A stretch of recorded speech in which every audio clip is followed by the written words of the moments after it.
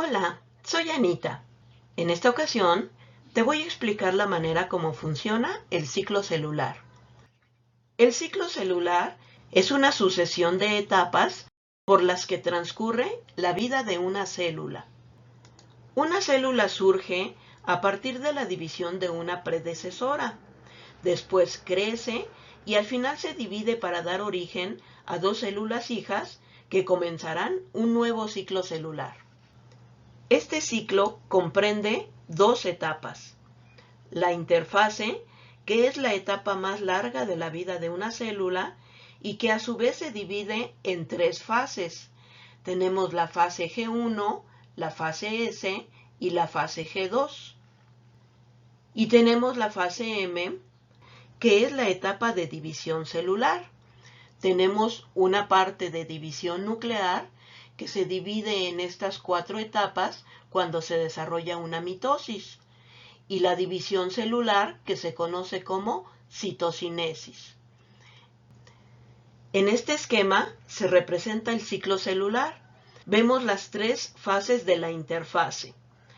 Primero se desarrolla la célula para asegurar un buen funcionamiento.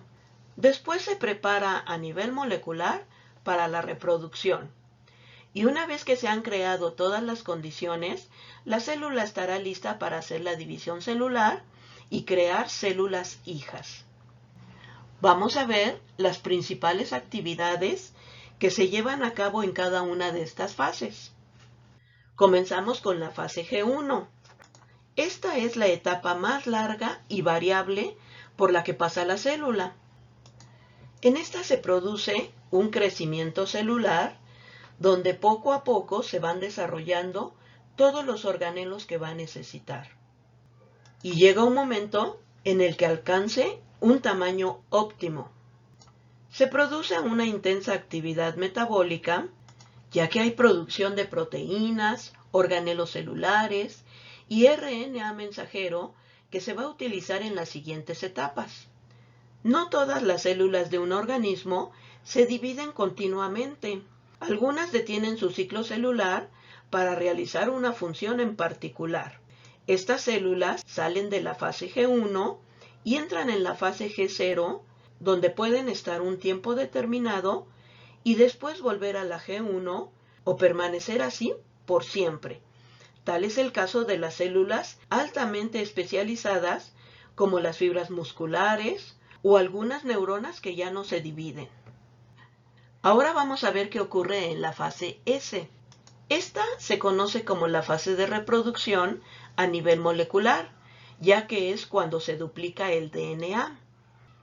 También se duplican los centrosomas, que se van a utilizar en esta división celular.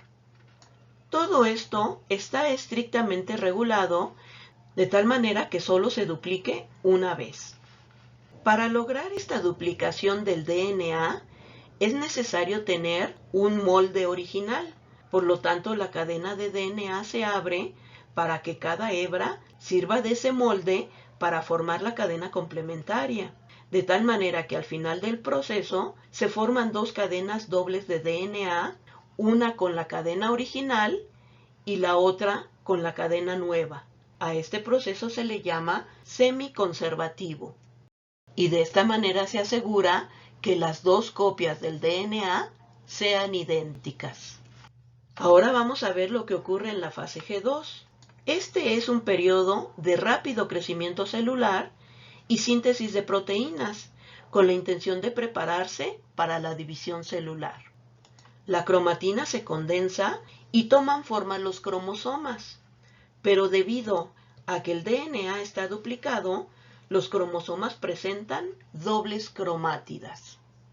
Este es un cromosoma original y este es un cromosoma duplicado.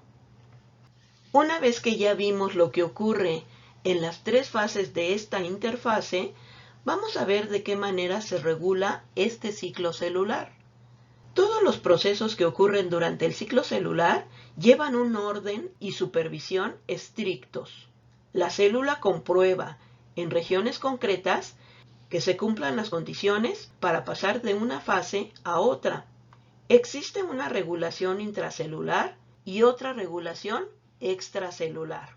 Cuando se hace una regulación intracelular, vemos una serie de moléculas proteicas que ejercen un control positivo o negativo sobre ese ciclo celular. Y cuando vemos una regulación extracelular, también vemos señales químicas, pero no provienen de esta célula, sino que provienen de células vecinas. Vamos a ver de manera muy general lo que ocurre durante la regulación intracelular y extracelular. Comenzamos con la regulación intracelular. En esta regulación, el control interno está a cargo de unas proteínas que activan o inhiben a otras proteínas que son indispensables en cada fase. Por lo tanto, esta regulación se basa principalmente en la actividad de diversas moléculas proteicas. Dentro de estas moléculas proteicas encontramos, por ejemplo, a las ciclinas. Se llaman así porque son moléculas que se sintetizan y degradan en el mismo ciclo. Existen 4 tipos básicos. Tenemos la ciclina D, E, A y B. Todas estas ciclinas están asociadas a una fase o transición de fases en el ciclo celular y ayudan a impulsar eventos de esa fase.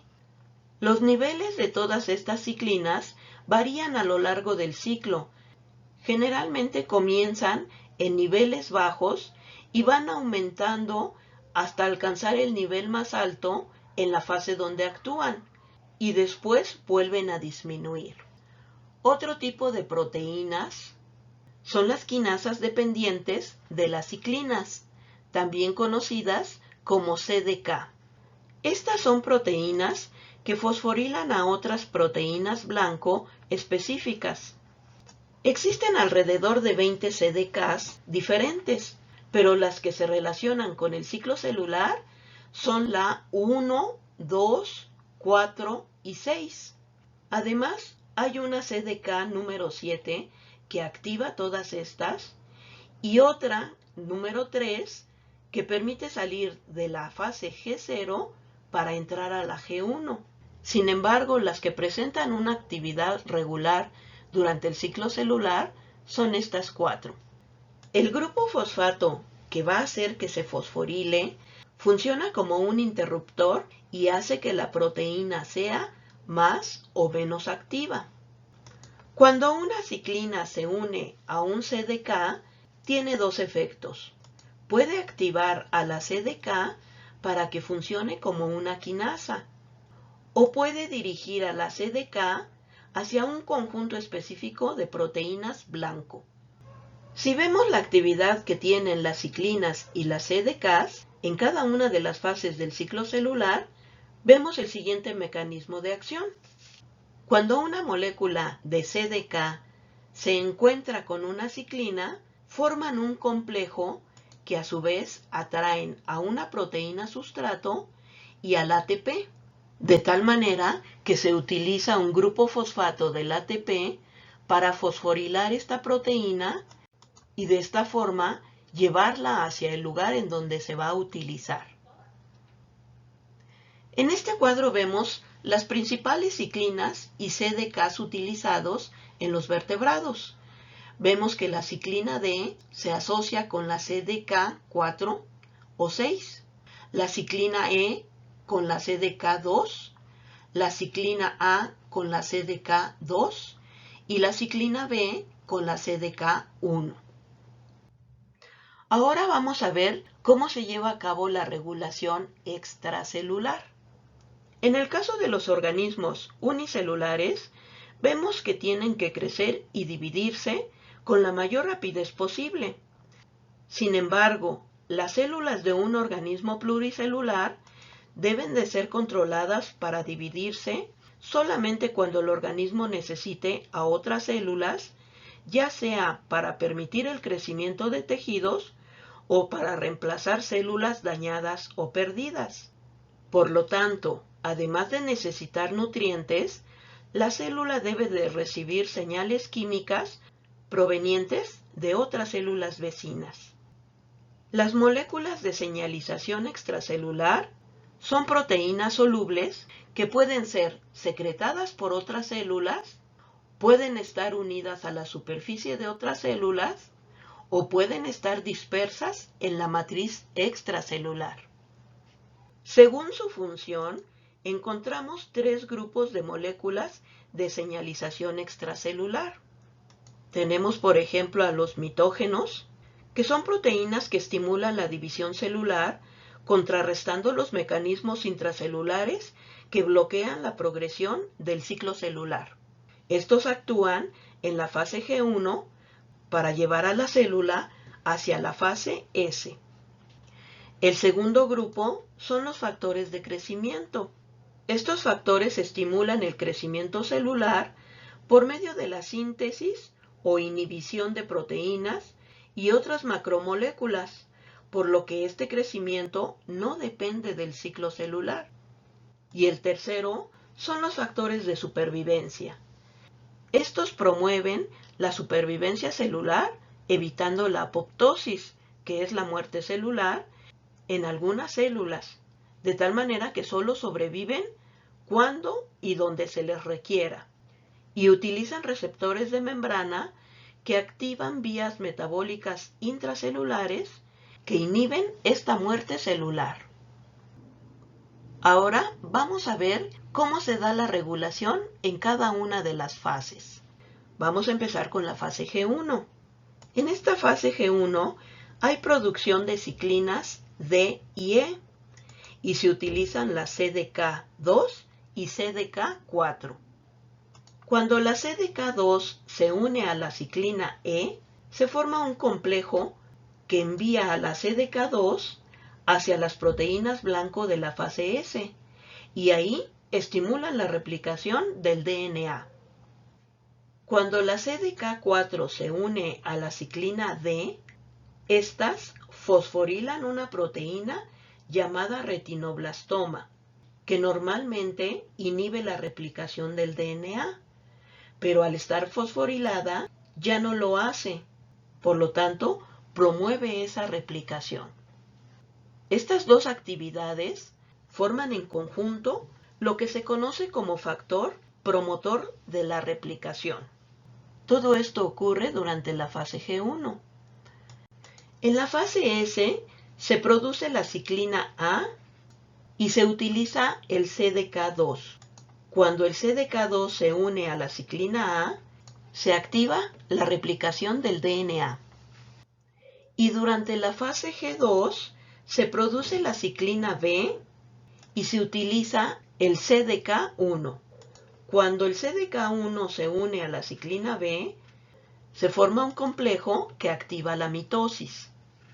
De esta manera vemos cómo las distintas ciclinas van utilizando los distintos CDKs para desarrollar una serie de actividades que promuevan el paso de una fase a otra durante el ciclo celular. A lo largo del ciclo celular existen mecanismos moleculares que verifican si los procesos en cada fase han sido completados correctamente antes de pasar a la siguiente fase. Una función importante de estos puntos de control es verificar si hay daños en el DNA. Por lo tanto, son lugares muy importantes en donde la célula determina si se está desarrollando de manera correcta este ciclo celular. Hay tres puntos principales de control. Tenemos el punto de restricción, el checkpoint de daños en el DNA y el checkpoint de embalaje del uso. Vamos a ver lo que ocurre en cada uno de ellos. El punto de restricción también se le conoce como punto de no retorno. Se localiza al final de la fase G1 y se evalúan varias cosas. Por ejemplo, si la división celular es necesaria, si están todos los factores de crecimiento presentes, si la célula es lo suficientemente grande y si hay suficientes nutrientes disponibles. Una vez que se evalúan todos estos aspectos, entonces el ciclo celular puede pasar a la siguiente fase y llegar al siguiente punto de control. Este punto se localiza al final de la fase G2 y se evalúan varios aspectos. Por ejemplo, si el DNA tiene algún daño o si se copió completamente el DNA durante la fase S. En el caso de que se localice algún daño, se envía una señal que detiene el ciclo celular hasta que se realiza la reparación, y si no se puede reparar, entonces se conduce a la célula para desarrollar una apoptosis, que es la muerte celular. Este mecanismo de autodestrucción asegura que el DNA dañado no se transmita a las células hijas, lo cual es importante, por ejemplo, en la prevención del cáncer. Si se logra pasar este segundo punto de control, entonces la célula podrá pasar a la siguiente etapa. Este tercer punto de control se localiza entre la metafase y la anafase en la mitosis y se evalúa si los cromosomas están unidos correctamente a los microtúbulos del uso acromático para que la repartición de los cromosomas se dé de manera correcta.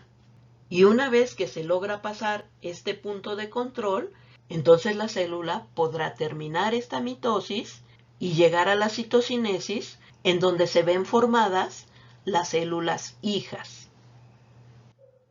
Este proceso en conjunto es de gran importancia para la célula, ya que su función es la formación completa de una nueva célula, evitando en lo posible la creación de células con múltiples errores, lo cual le permite al organismo permanecer en un constante equilibrio.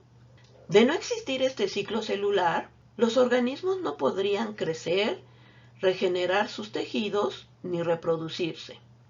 Además, es muy importante conocer cómo funciona este ciclo, ya que de esta manera se pueden entender algunas enfermedades como el cáncer, que tienen su origen en ciertos genes reguladores del ciclo celular. Vamos a dejar hasta aquí esta explicación y espero que te haya quedado claro todo el tema. Nos vemos en la próxima. Muchas gracias.